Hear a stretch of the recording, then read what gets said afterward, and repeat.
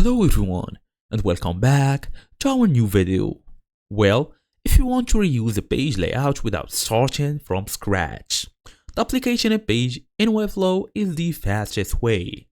So in today's small tutorial, I'll make sure to show you exactly how to do so, fast and easy as usual. Let's get started.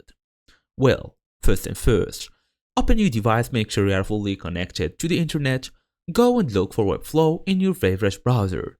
Then you will be able to find this link, webflow.com, tap on this login, it will take you automatically to this new window. Well, as for now, we're gonna tap on pages, we're gonna select home for example or whatsoever, or you can even basically just come here to pages, then click the pages icon basically on the left as I showed you here. Find the page, locate the page you want to duplicate. Then you will be able to see the settings or whatsoever. Okay, let's actually tap on the settings. For example, we have the page name, we have save as draft, and you have read the maximum number of pages for the site.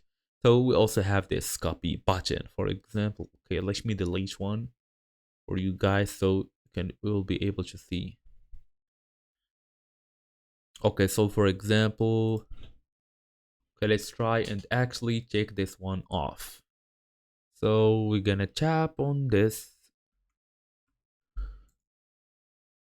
Okay, so we tap on this one, check on these settings, for example, this whole page, navigator, we have the CMS. So for you guys, just go to home. For example, you want to duplicate home, you're gonna tap on these settings and you have this copy or this duplicate button, just tap on it and you will be able to see a new whole page here. So after this, you can rename the page, give the duplicated page a new name, then publish your site. And that's it. Thank you all for watching, and I will see you all in the next video.